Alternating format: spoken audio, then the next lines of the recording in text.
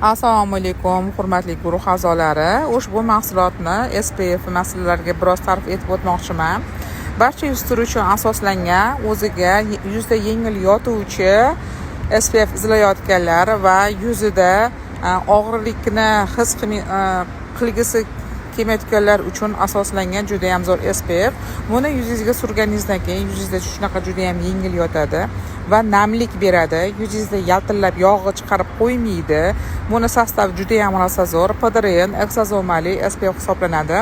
Ya'ni ta'sirchan, rozatsiyali yuzlar ham buni sursa, juda ham yuzinglarni zo'r tinchlantirib va quyosh nuridan zo'r himoya qilib beradi va yuzi qizaruvchan, juda ham ta'sirchan qizlar ham ushbu mahsulotni SPF bemalol kun bo'yi qo'llab yursa, yuzligini tinchlantirib va oqartirib beradi va mashinkasi tushayotgan qizlar ham buni SPF sursa, aynan mashinkalar bilan ham birga ishlaydi va yuzni quyosh nuridan yaxshi himoya darajasini beradi. Bu o'sha Koreya ichki mahsulot hisoblanadi. Mana ko'rsanglar, o'zi nimasi bilan ko'rsatilgan, hammasi Made in Korea deb yozilgan, o'zini saytlari ham ko'rsatilgan ushbu joyda. Bemalol 100% olsanglar bo'ladi. Juda ham yengil teksturaga ega bo'lgan SPF hisoblanadi.